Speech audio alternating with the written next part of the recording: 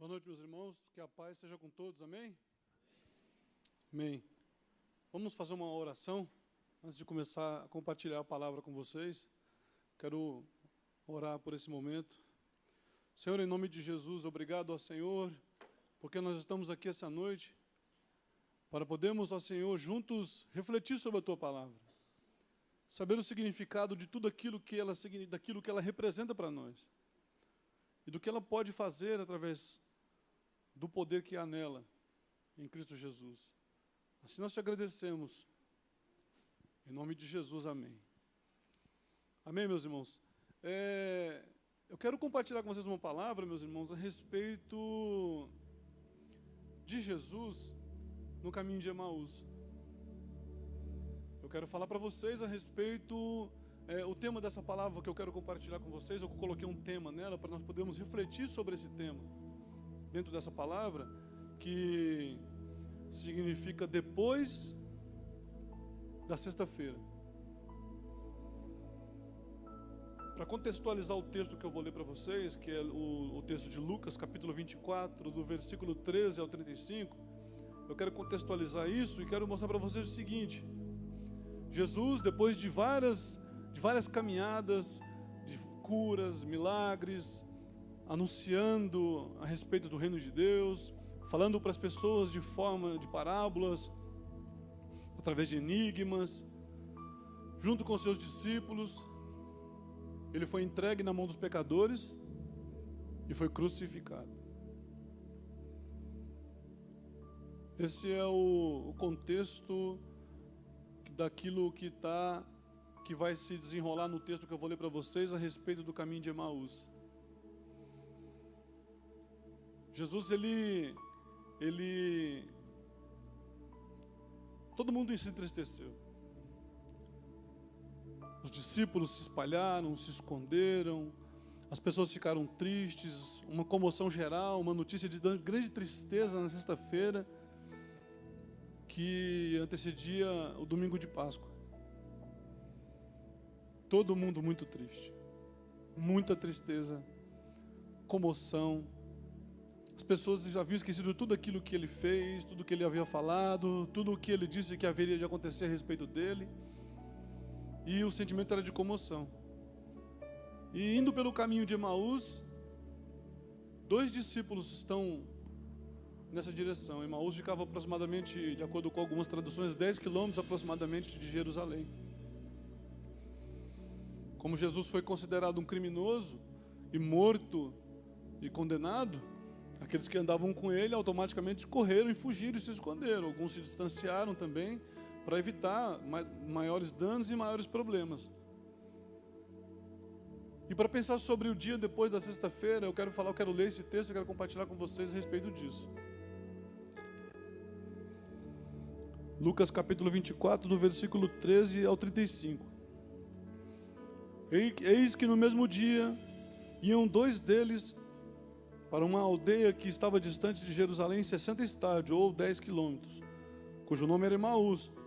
Iam falando entre si tudo aquilo que havia sucedido. E aconteceu que, indo eles falando entre si, fazendo algumas perguntas um ao outro, o mesmo Jesus se aproximou e ia com eles. Mas os olhos deles estavam como fechados, para que não o conhecesse.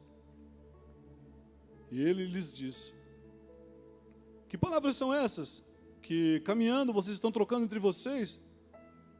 Por que vocês estão tristes? E respondendo, em cujo nome era Cleopas, disse: você é peregrino em Jerusalém, só você não sabe das coisas que aconteceram, das más notícias que aconteceram nesses dias? E ele perguntou, Jesus: quais? E eles disseram: as que dizem respeito de Jesus Nazareno, que foi homem profeta, poderoso em obras e palavras diante de Deus e de todo o povo. E como os principais sacerdotes e os príncipes o entregaram à condenação, à morte e o crucificaram. E nós esperávamos que fosse ele que haveria de remir Israel. Mas agora, tudo sobre isso É já hoje o terceiro dia desde que essas coisas aconteceram. E é verdade também que algumas mulheres dentre nós nos maravilharam, as quais de madrugada foram ao sepulcro. E não achando o seu corpo, voltaram dizendo que também tinham visto, tinham uma visão do anjo, que diziam que ele vive. E alguns dos que estavam conosco foram ao sepulcro e acharam ser assim como as mulheres haviam dito. Porém, a ele não viram. E ele lhes disse: ah, vocês são tão nécios e são tão tardios de coração para crer em tudo o que os profetas disseram. Porventura não convinha que o Cristo padecesse essas coisas e entrasse na sua glória? E começando por Moisés e por todos os profetas, explicava que o que dele se achava em todas as Escrituras.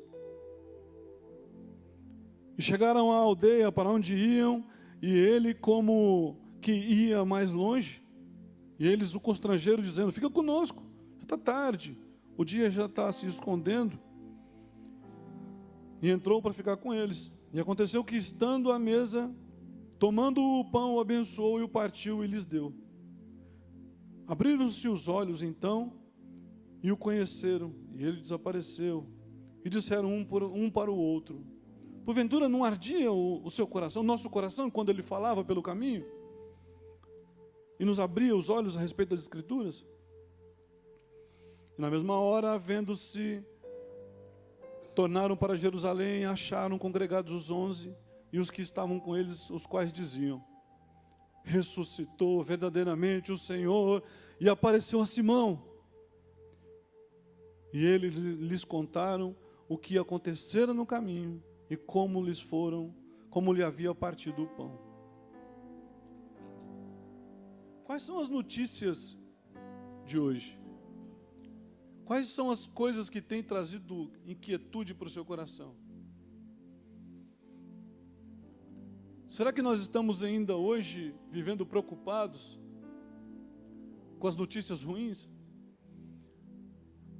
O que tem entristecido o nosso coração? Durante a jornada da sua vida cristã, você tem compreendido o que é a salvação que está em Cristo Jesus?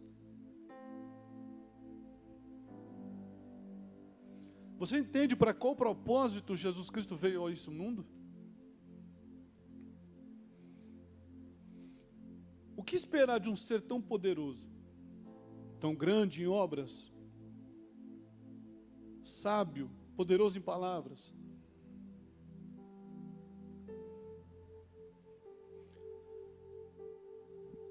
Nós podemos compreender depois da sexta-feira que Deus cumpriu aquilo que havia dito que havia de se fazer?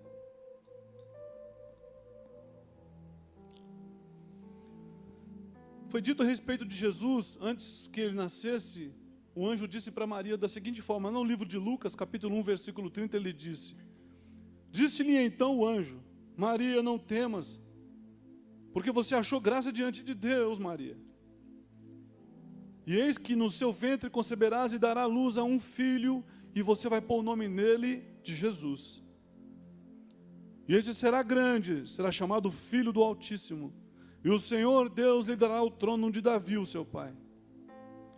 E reinará eternamente na casa de Jacó, e o seu reino não terá fim. Os reinos dessa terra, todos são finitos. Os reinos desse mundo, eles vão e vêm. Mas o reino de Jesus não é desse mundo. As palavras dele não é desse mundo. Aquilo que ele era, quanto homem e falava, não era para esse mundo. O reino de Jesus é infinito. Ele jamais terá fim. Mas não da forma que nós estamos esperando, antes da sexta-feira. O reino de Jesus só vai fazer diferença nas nossas vidas se nós vivemos ele depois da sexta-feira. No domingo de manhã de Páscoa. No dia da ressurreição.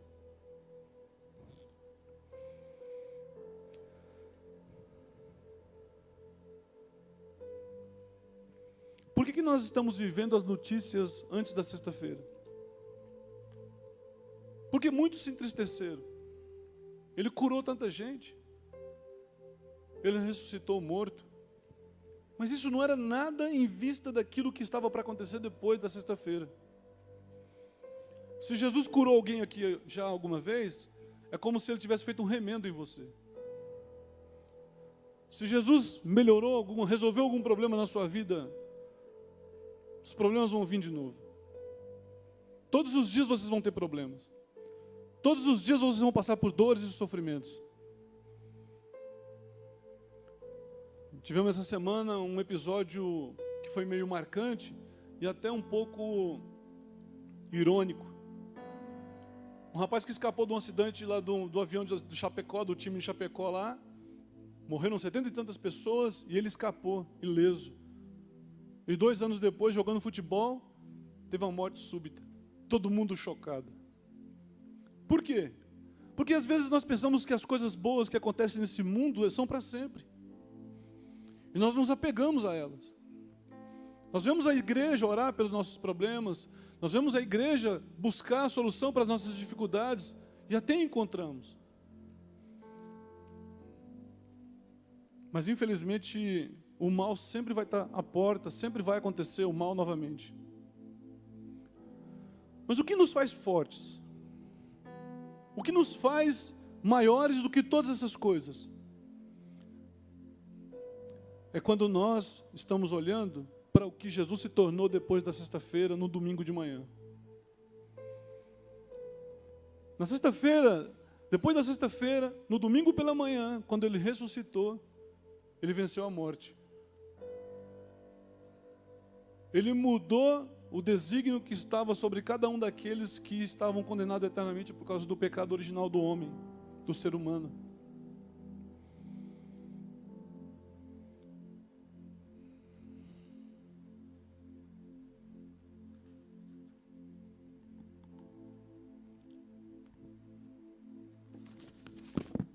E isso implica na nossa vida cristã, na nossa existência. Nós fomos chamados para os eventos depois da sexta-feira. Todos vocês que foram chamados pelo Senhor, que despertaram o seu coração para ver que o Senhor é Deus, que Jesus Cristo é o Senhor, Ele está te convidando para vir para os eventos que acontecem no domingo de manhã, que Ele volta à vida e vence a morte.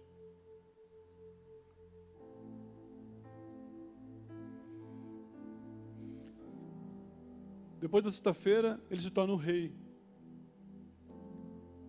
No domingo de manhã, ele é o rei dos reis, cujo reino jamais terá fim.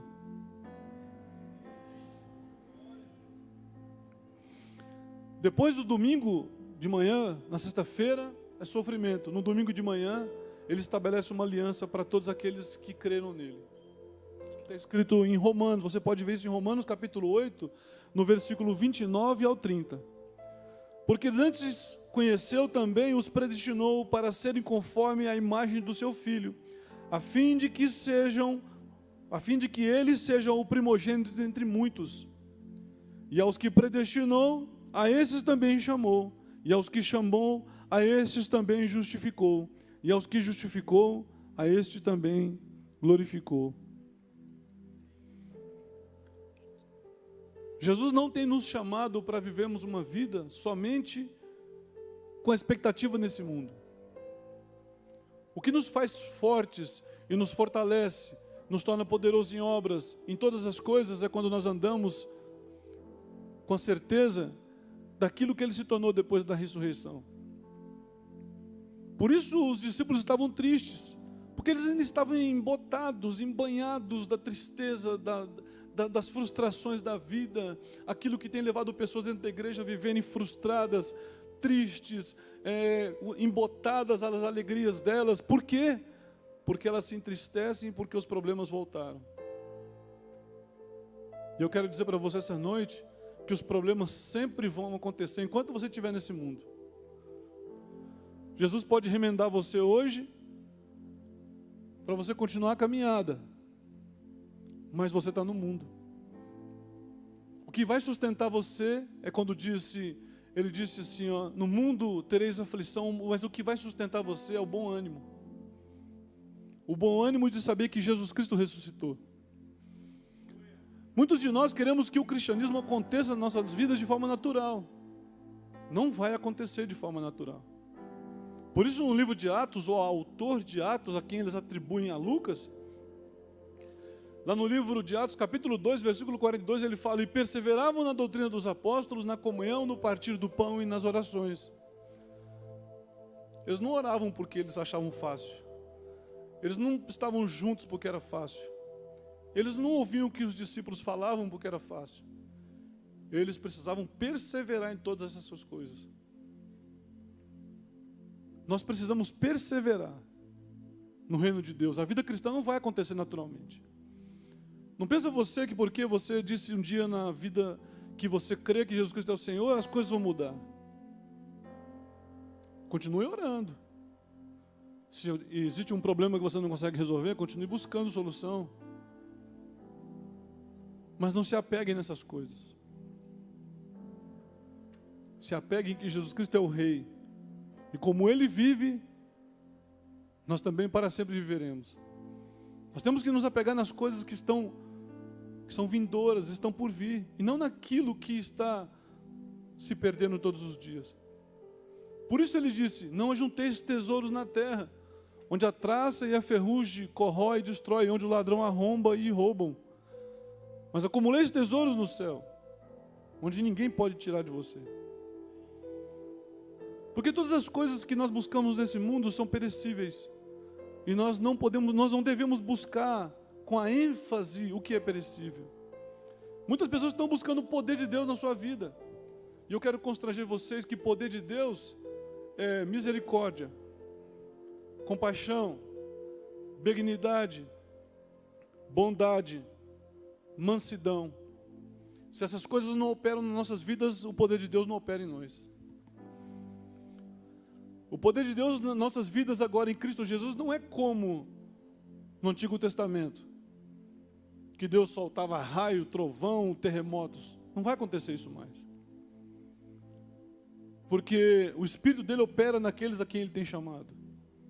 E o poder dele vai operar através disso. Paulo disse assim que é na fraqueza que aperfeiçoa o poder de Deus. Se você quer ser forte, você vai ser fraco. Mas se você for fraco e depender do Senhor, o poder dele vai se aperfeiçoar em você. As coisas mudaram. Jesus Cristo é o Rei. Ele já venceu todos os poderes desse mundo. Ainda que aparentemente o mundo seja aparentemente poderoso, mas todos os poderes desse mundo já foi vencido. Como disse Asaf, quando eu descobri que Deus estava, que os ímpios estavam prosperando, tudo de bom estava acontecendo, eu me entristeci e meu coração quase se desviou. Mas aí eu percebi que Deus está como quem está dormindo, mas quando Ele despertar, ai do ímpio, ai daqueles que zombam do seu nome, ai daqueles que acham que Ele não existe. Porque o Senhor é a minha herança. O Senhor é a nossa herança. O Senhor está como quem não está, como quem dorme. Mas quando Ele despertar, meus irmãos, ainda que você tenha morrido, Ele vai chamar você e você vai voltar a viver de novo. Nós não podemos perder o encanto por essas coisas e não se encantar por esse mundo. Eu estava assistindo um filme certa vez, e no filme, o Robin Williams, no filme Sociedade dos Poetas Mortos, ele chama os rapazes para entrarem na universidade. Quando chega na universidade, ele mostra fotos de rapazes do início do século XX, tão felizes, tão cheios de ênfase pelas conquistas que eles teriam no mundo que eles estavam vivendo depois que saíssem da universidade. Aí o Robin Williams pergunta: e cadê esses rapazes hoje? Daqui 50 anos, sabe onde que a maioria de nós vamos estar? Na cidade dos mortos. Mas se você se apegar nas promessas que o Senhor tem para a sua vida, ainda que você tiver morrido, você vai voltar a viver de novo. Porque um dia Ele vai voltar. Por isso nós precisamos nos apegar nessas coisas. O mundo sempre vai ter tristeza.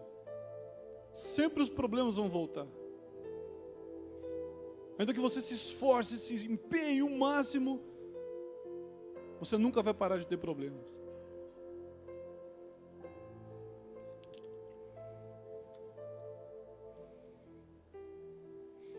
Depois da sexta-feira, a vida é sem condenação, sem juízo de Deus, como está escrito em Romanos capítulo 8, 1 a 4. Portanto, agora não há condenação para os que estão em Cristo Jesus, porque por meio de Cristo Jesus, a lei do Espírito da vida libertou da lei do pecado e da morte. Porque aquilo que a lei for incapaz de fazer, por estar enfraquecida pela carne, Deus o fez enviando seu próprio Filho, a semelhança de homem pecador, como oferta pelo pecado. E assim condenou o pecado na carne, a fim de que as justas exigências da lei fossem plenas, satisfeitas em nós. E que não vivêssemos mais segundo a carne, mas segundo o Espírito. Depois da sexta-feira você não deve andar mais segundo a sua carne, segundo as concupiscências desse mundo. No domingo de manhã você precisa viver agora, segundo a lei do Espírito, que é a lei do Espírito da vida. É para isso que você foi chamado. Se você foi chamado pelo Senhor Jesus, desperta-se agora cada vez mais, para que você encha o seu coração de gozo e de alegria, alimente a sua fé no Senhor. Ter fé para ter as coisas não vai salvar a sua vida, mas sua fé que está no Senhor. Hebreus capítulo 11, versículo 1 diz assim: a fé é a certeza das coisas que se esperam, convicção de fatos que não se veem. Você viu Jesus Cristo vir ao mundo? Não. Mas ainda assim você acredita que Ele veio. Pois mais bem-aventurado é aquele que nunca viu e creu. Jesus já voltou? Não. Mas você tem certeza de que Ele vai voltar. Então você precisa viver de olho, crente de que o Senhor Jesus Cristo veio, e com a certeza de que Ele vai voltar. Sempre olhando para trás que Ele veio, e vivendo uma vida com a certeza de que Ele vai voltar. Essa é a fala de Hebreus capítulo 11, versículo 1.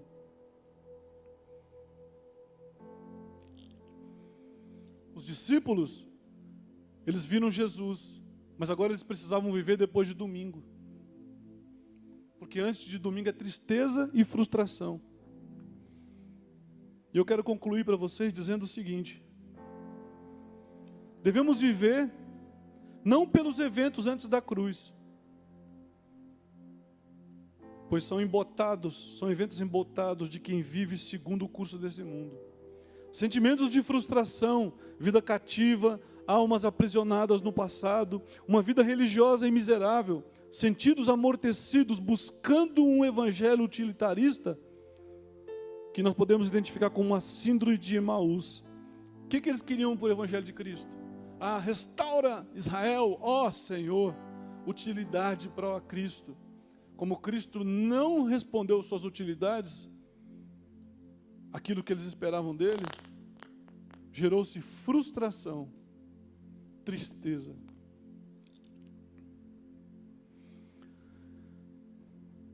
Então a síndrome de Emaús nos torna pessoas que se sentem enganadas na vida cristã, cheias de dúvidas, sem percepção das portas do céu que estão abertas. Que nós possamos viver uma vida sempre depois do domingo de manhã. Para que as frustrações de um evangelho utilitarista, de uma certeza de que Deus quer dar para você o melhor nesse mundo, se não vier, você tem a certeza que ainda que você não recebeu o melhor nesse mundo, mas você vai receber o melhor do que está por vir. O que é melhor do que está por vir? O Rei, o Senhor Jesus Cristo, buscando a sua igreja, tanto vivos quanto mortos, para que estejam para sempre com Ele, porque Ele é poderoso para fazer isso. Vivam com essa certeza, meus irmãos. Como disse o próprio apóstolo Paulo, quando escrevia a Timóteo na prisão: combati o bom combate, terminei minha carreira e guardei a fé. Agora eu vou ser derramado como sacrifício de libação. Que o Senhor Jesus Cristo nos fortaleça, para que todos recebamos aquela coroa que um dia vamos receber junto dele. Amém? Só para terminar, eu quero orar. Feche seus olhos. Quero fazer uma oração. Senhor, permita-nos viver após a sexta-feira, o domingo de manhã de ressurreição. Viver uma vida onde o Senhor, nosso Mestre, está vivo. Para que as pessoas, quando olhar para nós, ó Deus, tenham a certeza de que Jesus Cristo vive.